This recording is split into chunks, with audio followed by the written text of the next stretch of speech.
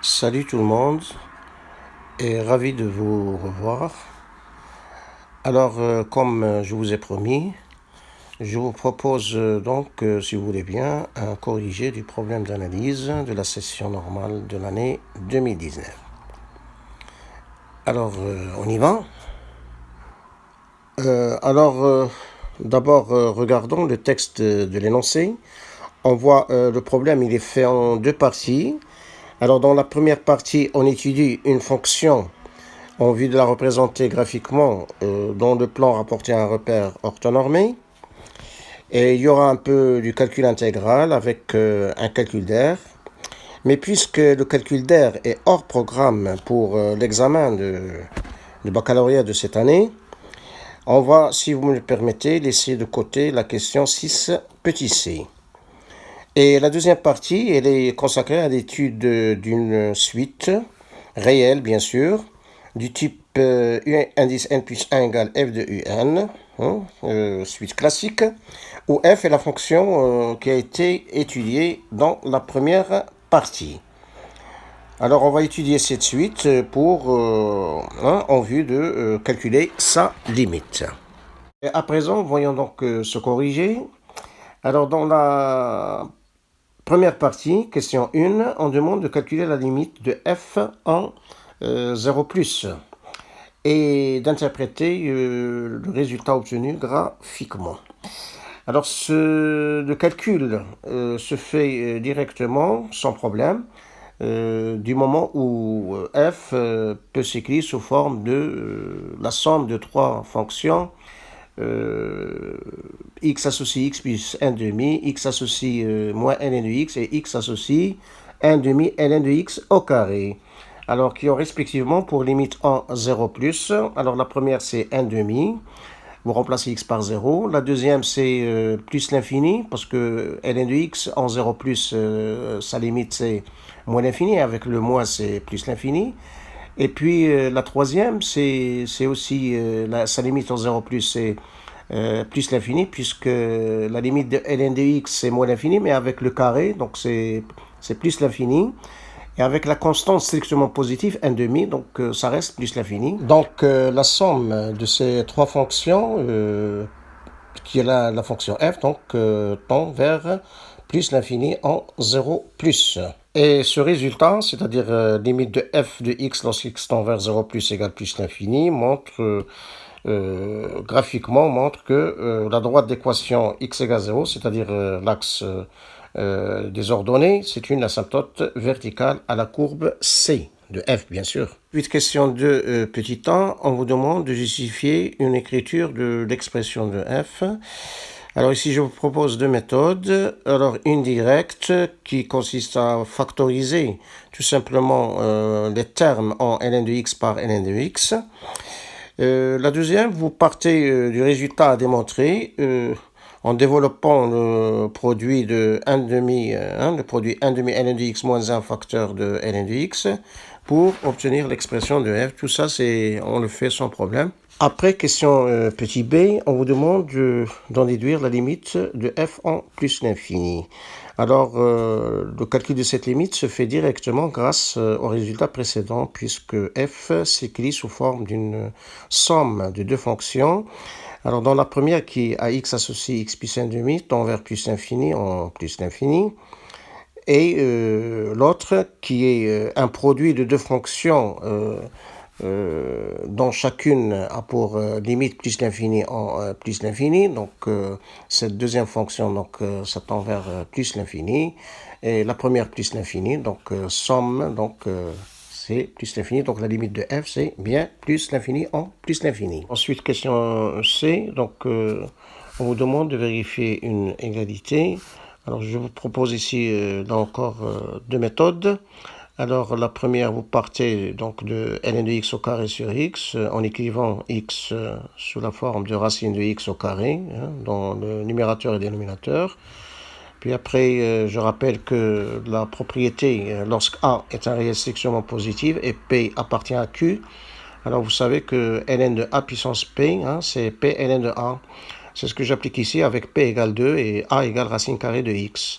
Donc vous faites, vous utilisez ce résultat-là, donc dans le crochet. Et puis après, donc vous faites sortir le 2, hein, 2 au carré, donc c'est 4, d'accord. Et après, vous savez que le quotient de deux carrés de deux nombres, c'est le carré du quotient de ces deux nombres. Alors c'est ce que j'applique ici pour obtenir donc le résultat demandé. Alors deuxième méthode, vous partez donc de l'expression à démontrer, hein, d'accord, du résultat. Alors donc vous remplacez ln de racine carrée de x directement si vous connaissez le résultat par 1 demi ln de x. Sinon vous écrivez que c'est ln de x puissance 1 demi, hein, racine de x c'est x puissance 1 demi, 1 demi c'est p. Vous appliquez le résultat que vous connaissez, donc ln de x puissance p c'est p ln de x, voilà, donc vous retrouvez donc 1 demi ln de x. Et puis après, l'expression de départ qui est ln de x au carré sur x. Alors pour la déduction, donc pour calculer les limites de ln de x au carré sur x quand x tend vers plus l'infini et trouver 0, alors il suffit de poser t égale racine de x, d'accord, et utiliser le résultat précédent, d'accord. Donc vous allez obtenir donc limite quand t vers plus l'infini de 4 ln de t sur t au carré. Alors, limite de ln de t sur t quand t tend vers plus l'infini, c'est une limite usuelle, c'est 0. Donc, vous obtenez donc 4 fois 0 au carré, c'est 0. Voilà, donc notre limite, c'est 0. Question petit d. Nous avons déjà vu que limite de f de x quand x tend vers plus l'infini, c'est plus l'infini. Alors maintenant, il ne reste plus que vérifier deux choses. Il faut montrer que limite de f de x sur x quand x tend vers plus l'infini égale 1. Alors pourquoi 1? Parce que le coefficient de x dans l'équation de delta, qui est y égale à x, le coefficient de x, c'est 1. Et montrer que limite de f de x moins x quand x tend vers plus l'infini égale plus ou moins l'infini. Attention, n'oubliez pas de montrer que limite de f de x sur x quand x tend vers plus l'infini égale 1. Alors, cette limite s'obtient facilement. Donc, vous prenez l'expression de f de x, vous divisez par x. Vous obtenez donc l'expression 1 plus 1 demi fois 1 sur x moins n de x sur x plus 1 demi n de x carré sur x. Alors, la limite de 1 sur x quand x tend vers plus infini, c'est 0. La limite de n de x sur x, c'est 0. C'est une limite usuelle. Nous l'avons déjà utilisée tout à l'heure. Et puis, limite de ln de x au carré sur x, on l'a démontré tout à l'heure, c'est égal à 0, sa limite. Hein. Donc, au final, donc, la limite en plus l'infini de f de x sur x, donc ce sera 1 plus 1 demi fois 0, moins 0 plus 1 demi fois 0, qui est égal à 1. Et après, on cherche la limite de f de x moins x quand x tend vers plus infini, donc c'est-à-dire la limite quand x tend vers plus infini de 1 demi plus 1 demi ln de x moins 1 facteur de ln de x. Ce produit-là, on a déjà trouvé sa limite dans la question de petit b, d'accord. Donc on avait trouvé, c'est égal à plus l'infini. Donc avec le 1 demi, donc ça reste plus l'infini. Donc la limite de f de x moins x quand x tend vers plus l'infini, c'est bien plus l'infini. Et ces résultats montrent donc que C admet une branche parabolique de direction à droite delta d'équation y égale x, égale x, c'est-à-dire 1 fois x, parce que nous avons trouvé limite f de x sur x quand x tend vers plus l'infini, c'est 1. D'accord. Donc 1 fois x, c'est-à-dire x, y égale x, au voisinage bien sûr de plus l'infini. Alors après, question 3, petit a. Alors ici, je pense qu'il aurait été mieux de poser la question de la façon suivante. Montrer que pour tout x de l'intervalle ouvert 0, 1, x moins 1 plus ln de x est inférieur strictement à 0. Et pour tout x de l'intervalle ouvert 1 plus l'infini, x moins 1 plus ln de x est supérieur strictement à 0. Alors, vous allez comprendre pourquoi dans la question 3, petit c. Alors, maintenant, je réponds à la question telle qu'elle est posée. Donc, je choisis, dans un premier temps, x appartient à l'intervalle ouvert en 0 et fermé en 1. Donc, x, elle est compris entre 0 et 1, d'accord, supérieur strictement à 0 et inférieur ou égal à 1. Donc, vous avez x moins 1 inférieur ou égal à 0 et ln de x inférieur ou égal à 0. Donc, vous additionnez ces deux ces deux inégalités membres avant, donc vous obtenez x moins 1 plus ln de x, ça fait égal à 0. Et vous obtenez le premier résultat. Et pour ce qui est du deuxième résultat, donc vous prenez x dans l'intervalle fermé 1 plus l'infini. Donc x supérieur ou égal à 1, donc vous avez x moins 1 supérieur ou égal à 0, et ln de x supérieur ou égal à 0. Hein. Alors vous additionnez membre à membre et vous obtenez le résultat le deuxième résultat. Et maintenant, regardons une autre méthode. Alors, donc, on choisit x supérieur strictement à 0. On sait, dans le cours, nous avons vu que le signe de ln de x, c'est celui de x moins 1, parce que ln de x, c'est ln de x moins ln de 1. Donc, vous faites un tableau, si vous voulez. Donc, voilà, pour après en déduire le signe de x moins 1 plus ln de x. Et de ce tableau-là, donc, on en déduit en particulier les résultats demandés. Question B, maintenant, on vous demande de montrer que pour tout x supérieur strictement à 0, vous avez f' de x est égal à x moins 1 plus ln de x sur x. Bon, donc, f, vous indiquez que f est dérivable sur l'intervalle ouvert 0 plus l'infini, puis après, vous cherchez donc cette dérivée, donc en utilisant l'expression initiale de f, d'accord? Donc, vous avez f de x, c'est x plus 1 demi moins ln de x plus 1 demi ln de x au carré. Donc, vous la considérez comme la somme de trois fonctions. Donc, pour la première, donc, x plus 1 demi, donc, sa dérivée, c'est 1. Pour la deuxième, moins ln de x, c'est moins 1 sur x. Et pour l'autre, donc, vous commencez par sortir le 1 demi de la dérivée, parce que c'est une constante. Et puis, vous dérivez ln de x au carré. Ça vous donne, je rappelle que la dérivée de u au carré, c'est 2 fois u' fois u. D'accord, ici, u, c'est ln de x, et u', c'est la dérivée de ln de x, c'est 1 sur x, d'accord? Donc, il y a simplification 2 par 2, puis après, il vous reste 1 moins 1 sur x plus 1 sur x ln de x, et maintenant, il ne vous reste plus qu'à réduire ceci au même dénominateur, donc vous obtenez donc le résultat demandé. Bon, après, question petit c, on vous demande de dresser le tableau de variation de la fonction f. Alors, les limites aux bornes de l'ensemble de définitions, c'est-à-dire limites en 0 plus et en plus l'infini de f, on les a déjà. C'est en 0 plus, c'est plus l'infini. En plus l'infini, c'est plus l'infini. Alors, maintenant, il reste à étudier le sens de variation de la fonction f. Et pour cela, on étudie donc le signe de la dérivée de la fonction f trouvée dans la question petit b. Alors, nous avons vu que pour tout x supérieur à 0, f' de x égale x moins 1 plus ln de x sur x étant strictement positif. Donc, le signe de f' de x, c'est celui de x moins 1 plus ln de x. Alors, là, attention, attention. Le résultat de la question 3 petit a ne permet pas de donner le signe de x moins 1 plus ln de x, car elle ne permet pas de préciser là où c'est strictement positif, et là où c'est strictement, j'insiste bien, strictement négatif, et là où ça s'annule. Donc, avec la première méthode que j'ai utilisée dans la question 3 petit a, je dois ici tout reprendre à 0. Donc, je montre, comme j'ai fait dans la question 3 petit a, que pour tout réel de l'intervalle ouvert 0, 1, x moins 1 plus ln de x est inférieur strictement à 0, et pour tout réel de l'intervalle ouvert 1 plus l'infini, x moins 1 plus ln de x supérieur strictement à 0, et en remarquant que f' de 1 égale à 0, donc on complète après le tableau de variation de f. Alors, encore une fois, je vous rappelle que lorsqu'on étudie le signe d'une dérivée, par exemple, on ne doit pas se contenter de dire qu'elle est positive ici et elle est négative là. Car le plus dans le tableau signifie que c'est strictement positif. Strictement. Et le signe moins dans le tableau, il signifie que c'est strictement négatif. Et bien sûr, le petit zéro au milieu du trait vertical, il signifie bien sûr que ça c'est égal à 0.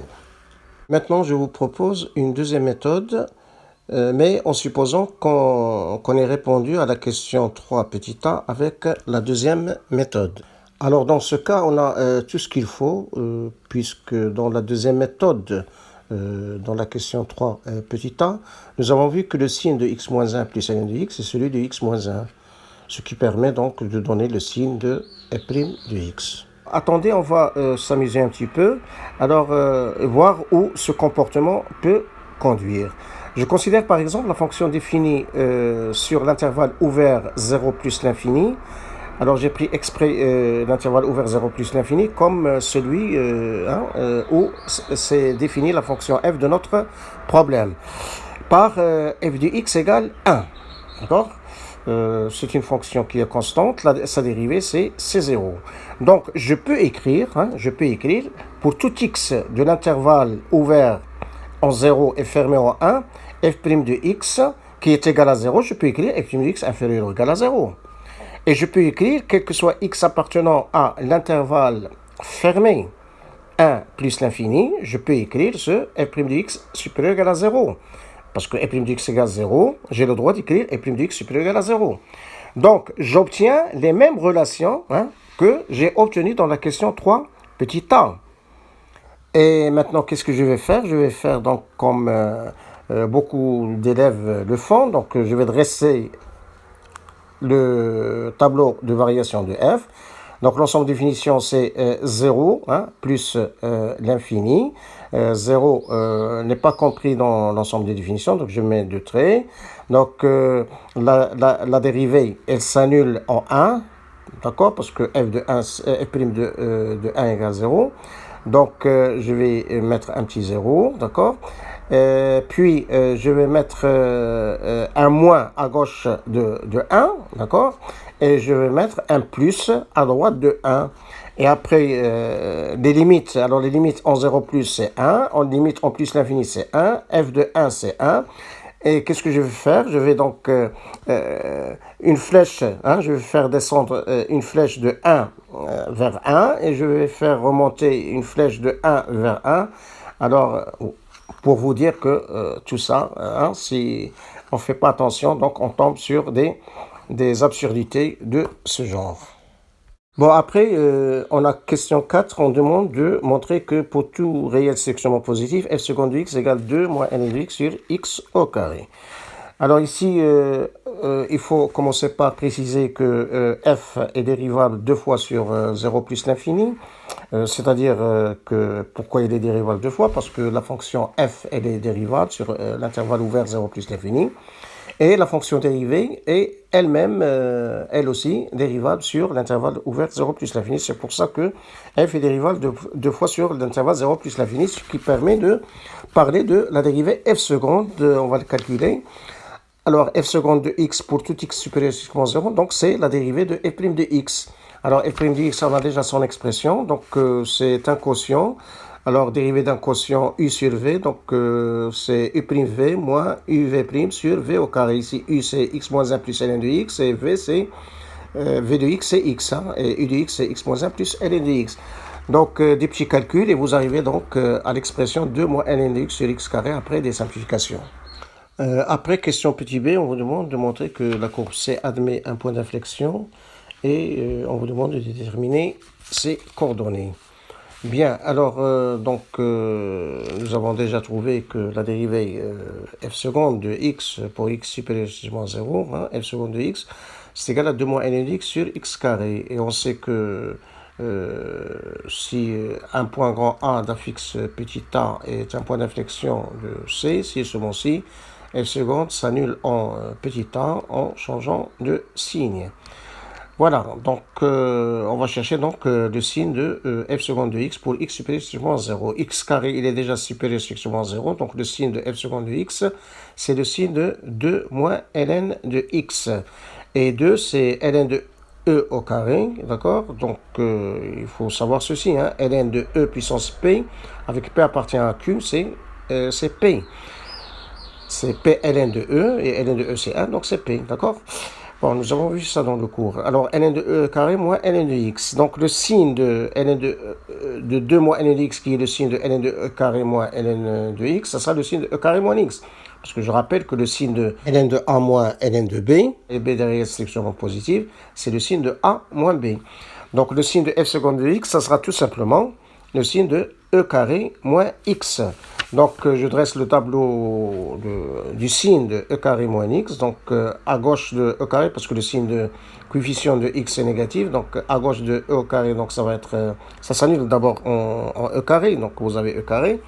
Donc, à gauche, c'est positif, strictement. Et à droite de e au carré, c'est strictement négatif. Ça s'annule en e au carré.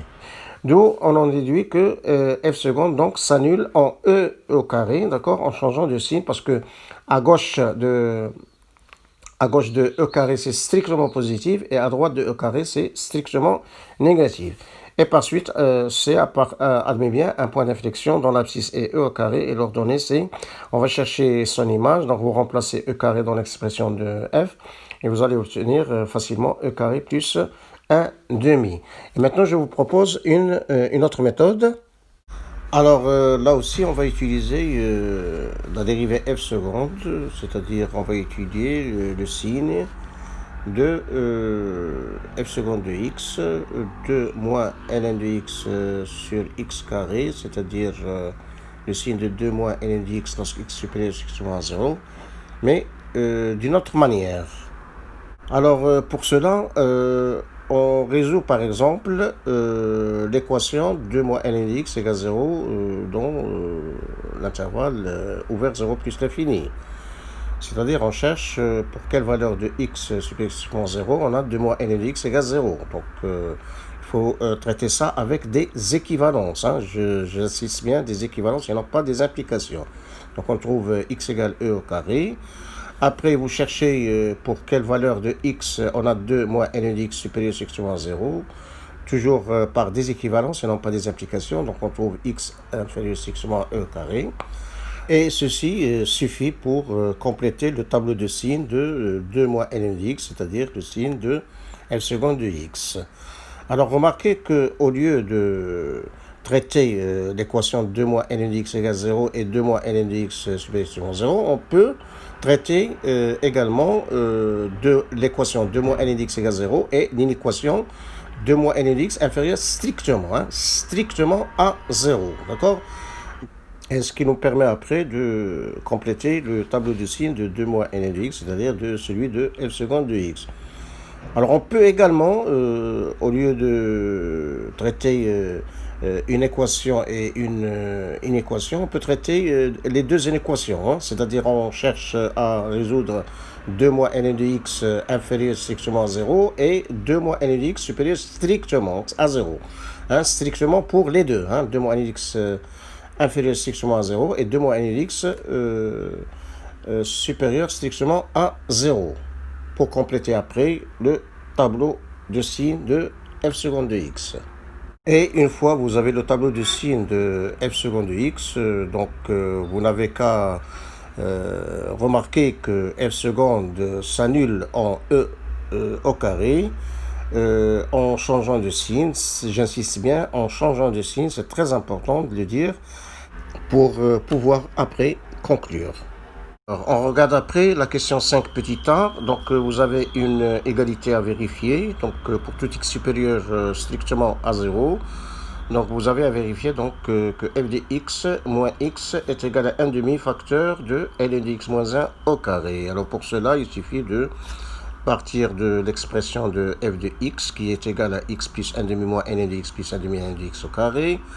Donc, vous passez le x de l'autre côté. Donc, ça vous fait f de x moins x égale 1 demi moins ln de x plus 1 demi ln de x au carré.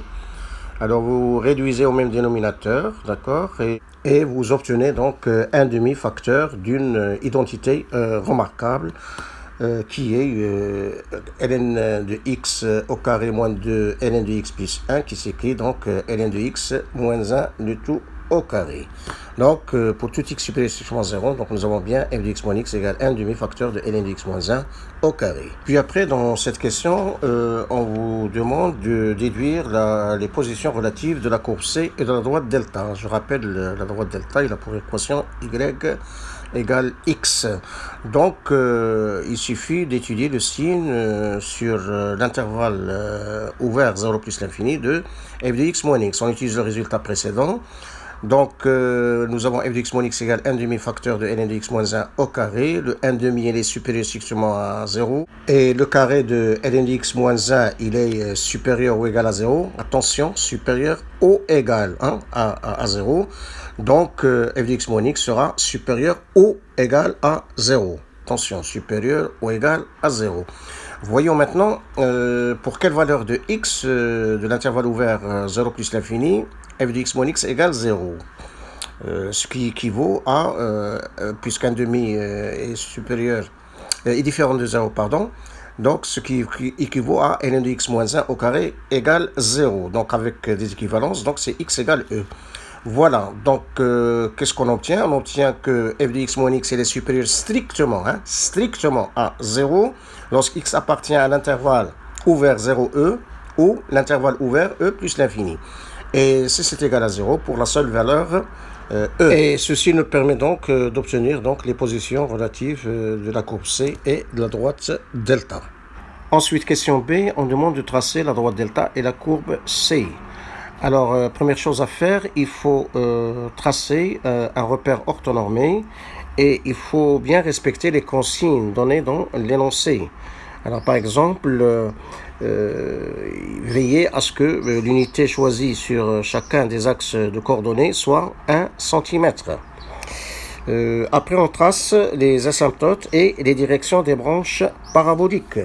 Alors ici, on va tracer donc la direction asymptotique delta. D'ailleurs, on vous demande de la tracer. Et l'asymptote verticale qui aura été déjà tracée puisqu'il s'agit de l'axe des ordonnées. Après, on trace les tangentes et les demi-tangentes horizontales et verticales. Et les tangentes obliques, mais seulement celles qui sont demandées dans l'énoncé. Alors ici, il n'y a pas de demi-tangente, il n'y a pas de tangente verticale, il n'y a pas de tangente oblique qu'on vous demande de tracer. Il y a seulement une tangente horizontale au point d'abscisse 1, là où la dérivée s'annule. Cet exercice, on regrette, ça a été peut-être oublié, de ne pas demander à vérifier que la droite delta est la tangente à la courbe C au point d'abscisse E. Ensuite, il faut préciser, si possible, les points d'intersection de la courbe C avec les axes de coordonnées. Alors ici, il n'y en a pas.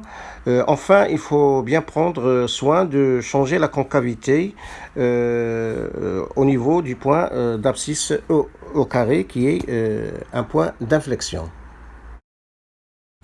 Alors, à présent, donc, vérifions que la droite delta, c'est bien la tangente à la courbe C au point d'abscisse E. Donc, l'équation de cette tangente, c'est y égale f' de E, facteur de x moins E, plus f de E. Parce que je rappelle que l'équation de la tangente à une courbe au point d'abscisse petit a, lorsque f, la courbe de f, lorsque f est dérivable en petit a, c'est y égale f' de a, facteur de x moins a plus f de a. Alors ici, donc, petit a, c'est E. Donc, vous allez chercher f' de E. D'accord. On trouve donc, en utilisant l'expression de la dérivée, donc vous allez remplacer x par E. Donc, voilà, on fait le calcul, on trouve 1. Pour f de E, on le calcule aussi, donc on trouve E. Donc, vous remplacez donc, dans l'expression de y égale f' de E facteur de x moins E plus f de E. Vous remplacez f' de E par 1 et vous remplacez f de E par E. Donc, après simplification, vous allez tomber sur y égale x qui n'est autre que l'équation de la droite delta. Alors maintenant, question 6, petit a. Donc, on vous demande de montrer que grand H, la fonction qui a x associe x ln de x moins x, est une primitive de la fonction petit h sur l'intervalle ouvert 0 plus l'infini. Alors, n'oubliez pas, il faut commencer par préciser, d'accord, que grand H est les dérivables sur 0 plus l'infini avant de dériver la fonction grand H. Et après, il faut dériver la fonction H, grand H, bien sûr. Alors, il faut trouver que c'est bien égal à petit h, grand H' de x égale petit h de x pour tout x de l'intervalle ouvert 0 plus l'infini. Alors, donc, la dérivée se calcule aisément. Donc, vous avez la dérivée d'une différence. Donc, c'est la différence des dérivées. Puis, x ln de x, c'est un produit. Donc, vous utilisez la propriété qui vous permet de calculer la dérivée de uv, u fois v. U ici c'est x, x associe x, et v c'est x associe ln de x, des fonctions u et v. Donc c'est la dérivée de uv, c'est u' v plus uv'. Voilà, donc vous appliquez cette règle-là et vous obtenez donc, sachant que la dérivée de ln de x est 1 sur x, donc vous obtenez donc, après simplification, ln de x qui est la fonction petit h de x. Donc, grand H est bien une primitive de petit h sur l'intervalle ouvert 0 plus l'infini. Après, question petit b, on vous demande, à l'aide d'une intégration par partie, de montrer que l'intégrale de 1 à e de ln x au carré dx est égale à e moins 2. Alors donc, pour cela, il faut donc écrire ln de x au carré, la fonction à intégrer, il faut l'écrire sous forme d'un produit de deux fonctions, u fois v'. Ici, donc, je prends la fonction u, c'est x associé de x égale ln de x au carré, et v' de x, c'est x associé 1. D'accord? Donc, leur produit, c'est bien ln de x au carré. Donc, pour la fonction u, donc, sa dérivée, donc, c'est u' de x égale 2 fois, on a déjà calculé cette dérivée, donc c'est 2 fois 1 sur x fois ln de x. Et pour v', donc on dit pas la primitive, on dit une primitive. On prend une primitive qui est v de x égale x, parce qu'il y a une infinité de primitives.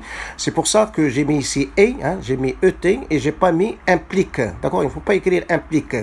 Implique, d'accord, pour la dérivée, mais implique ne marche pas lorsqu'on passe de v' à v. D'accord? V' de x égale 1 n'implique pas que v de x égale x. Il faut faire attention à ça. Alors, d'où, donc, je calcule cette intégrale de 1 à e de ln de x au carré dx. Donc, il y a le crochet, d'accord, moins l'intégrale de la fonction, du produit u' de x fois v de x dx de 1 à e.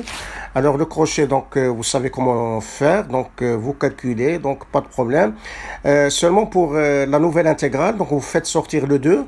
C'est la linéarité que vous utilisez, parce que il y a la propriété de linéarité. Donc vous faites sortir le 2. Comme ça, vous allez reconnaître l'intégrale de 1 à e de h de x dx, puisque petit h de x dx est une primitive de petit h. Nous avons déjà vu que c'est grand H. Voilà, donc vous écrivez le crochet, voilà, grand H de x, et vous remplacez donc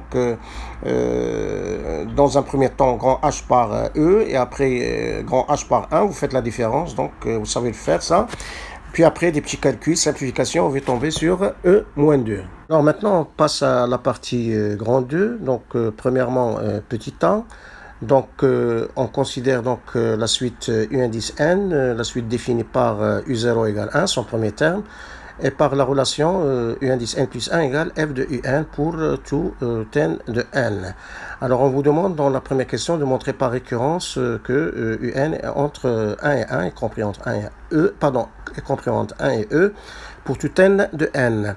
Alors, le principe de récurrence, donc, vous le connaissez. Donc, on commence par vérifier que la propriété est vraie pour n égale 0, c'est-à-dire on doit vérifier que u0 est compris entre 1 et e. C'est 1, et 1, il est bien sûr compris entre 1 et e au sens large. Donc, u0, il est compris entre 1 et e au sens large. Alors, maintenant, soit petit n appartenant à n, Alors, supposons que UN est compris au sens large entre 1 et E. C'est ce qu'on appelle l'hypothèse de récurrence. Et montrons alors que U indice N plus 1, lui aussi, est compris au sens large entre 1 et E. Alors nous avons donc UN, il est compris entre 1 et E, toujours au sens large. Et comme F est croissante sur l'intervalle fermé 1 plus l'infini, fermé, attention, 1 plus l'infini, et croissante ici c'est suffisant, d'accord. Alors d'après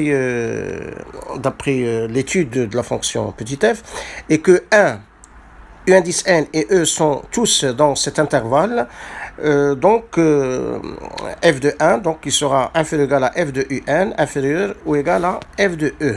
Et puisque f de 1, on sait que c'est égal à 3 demi, f de un, c'est un plus 1 par définition.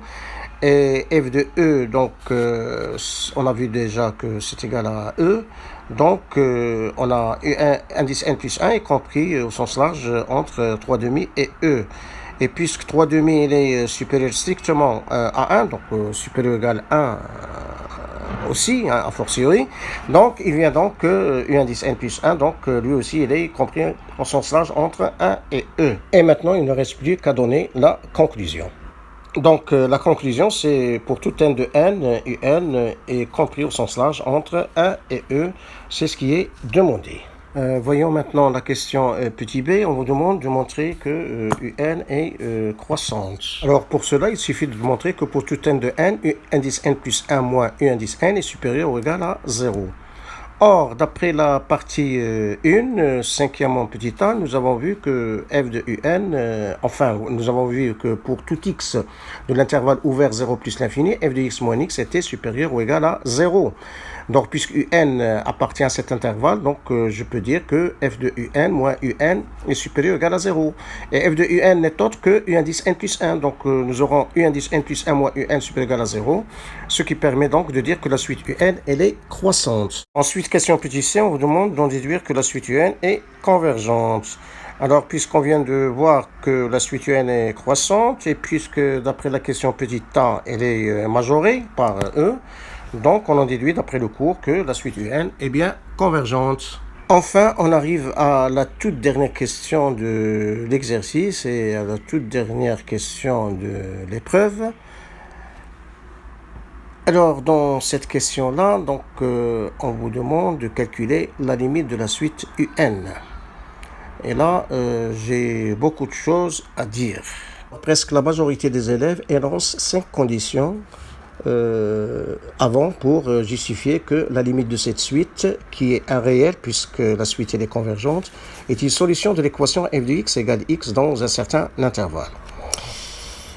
Et il trouve très gênant de réciter à chaque fois ces 5 conditions. Et aujourd'hui, je vais leur rajouter une 6e condition, car comme vous allez le constater avec un contre-exemple que je vous montrerai à la fin du corrigé, ces 5 conditions qu'on utilise souvent, qu'on énonce souvent pour dire que la limite de la suite est solution d'équation f de x égale x dans un certain intervalle, sont insuffisantes. Alors revenons à la question 2. Donc on commence par choisir un intervalle convenable. Ici j'ai considéré l'intervalle grand I égale l'intervalle fermé à E. Bien, alors la première condition, donc je vais démontrer ou je vais indiquer que f elle est continue sur i, puisqu'on a déjà vu que la fonction f est continue sur l'intervalle ouvert 0 plus l'infini. C'est la première condition. La deuxième, il faut démontrer que grand f de i est inclus dans i. Alors ici, donc, je vous propose 2 méthodes. Alors la première méthode, cette première méthode, donc, utilise seulement le fait que f est continue et croissante. Pas la peine de dire qu'elle est strictement croissante, puisque l'intervalle ici que vous avez, c'est un intervalle fermé borné. Pour les autres intervalles, d'accord, on précisera strictement. Alors donc pour le calcul, donc c'est simple, et après vous allez voir que f est inclus dans i. Alors puis la méthode 2, alors vous aurez besoin seulement du fait que f est croissante. Pas besoin de continuité, pas besoin de strict strictement croissante. Voilà, donc vous allez un petit encadrement, d'accord, et vous obtenez f de i est inclus dans i. Alors pour la troisième condition, elle est triviale. Pour la quatrième condition, c'est seulement pour indiquer que la suite UN elle est du type UN plus 1 égale f de UN. Il n'y a rien à justifier. Pour la cinquième condition, alors là, ça a été déjà justifié. La suite UN elle est convergente. Voilà. Alors, enfin, on arrive à la sixième condition. Donc, si j'appelle petit l égale limite de UN, il faut montrer que petit l appartient à grand I. Alors, vous allez voir que c'est simple à justifier, mais, c'est capital de la préciser cette condition. Enfin, d'après la première question, petit a, nous avons vu que pour tout n de n, un est compris entre 1 et e, et par passage à la limite, donc vous aurez L est compris entre 1 et e au sens large, donc L appartient à grand I.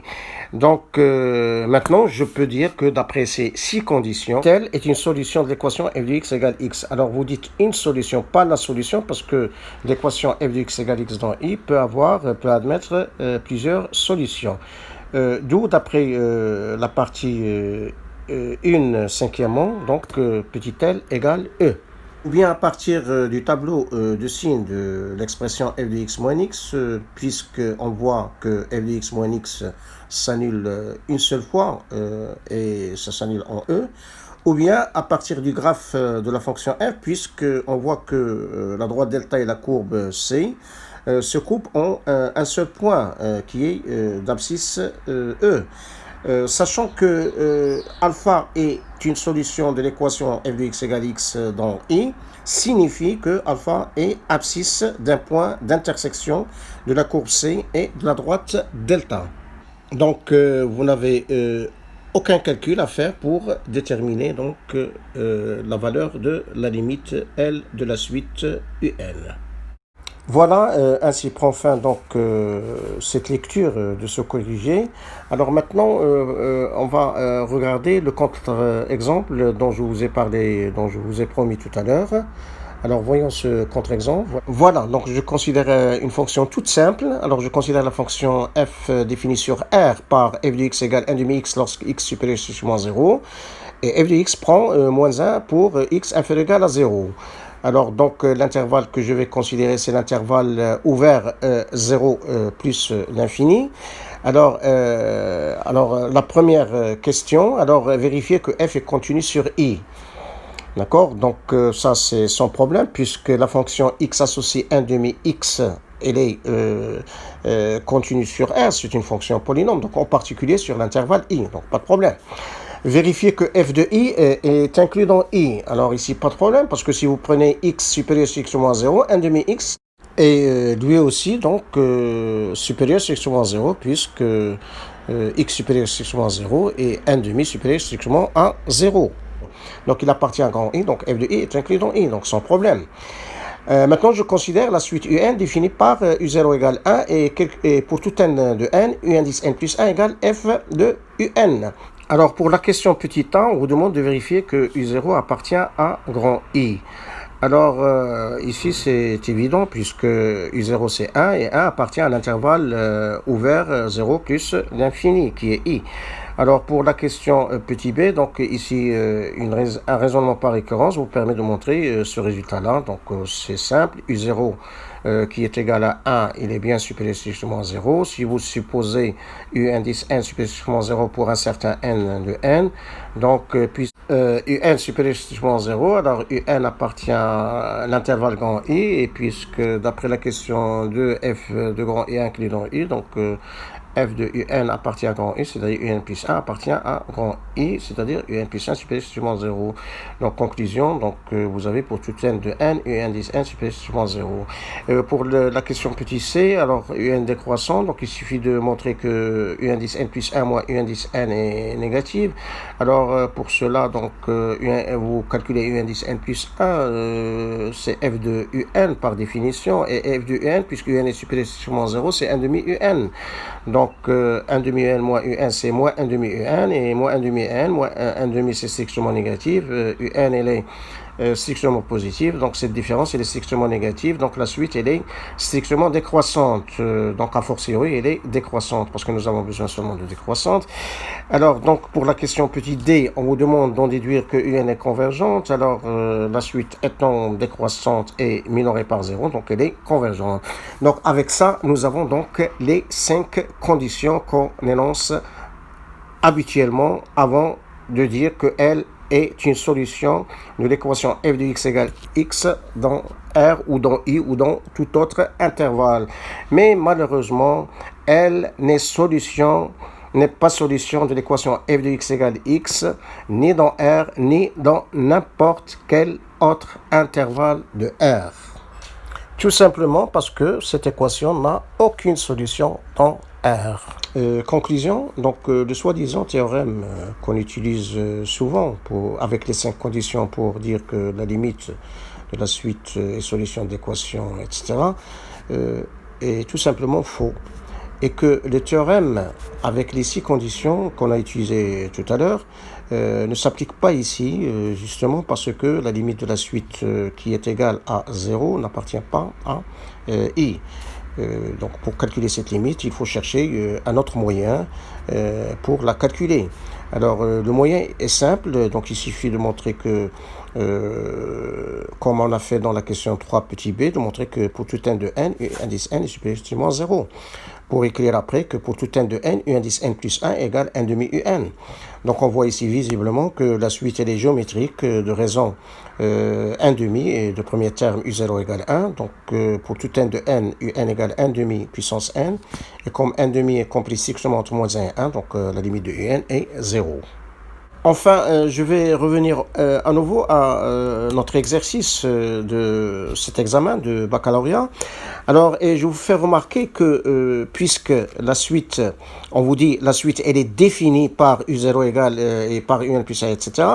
Donc ici, on n'a plus besoin de parler de U0 appartient à I et F de I incluant I, car ces deux conditions servent uniquement à définir cette suite. Donc, pour calculer la limite de la suite UN, vous allez voir, je vais réduire le nombre de ces 6 conditions. Si on accepte, le résultat suivant, si une suite UN a une limite L, alors la suite U indice N plus 1 a également pour limite ce L. Ceci, ça se démontre facilement en revenant à la définition de la limite d'une suite. Je rappelle que nous avons vu dans le cours que si UN est une suite convergente de limite L, et si une fonction f est continue en L, alors la suite Vn égale f de UN, définie par, pour tout n par exemple de n, Vn égale f de UN, alors elle est convergente, il y a pour limite f de L. Donc ici, je remplace Vn par U indice n plus 1, donc vous aurez donc petit l égale f de L. Et par suite, L est solution de l'équation f de x égale x. Voilà, récapitulons. Donc normalement, pour répondre à la dernière question, il suffit de dire deux choses. Il suffit de dire que UN est convergente, ça a été justifié, et de dire que petit f est continu en L, au lieu des 6 conditions. Voilà. Mais bien sûr, le jour de l'examen, donc vous utiliserez donc les 6 conditions. Hein. Voilà. Merci de votre attention. J'espère vous revoir, si vous voulez bien, dans une prochaine vidéo. Alors d'ici là, portez-vous bien. Au revoir et à bientôt.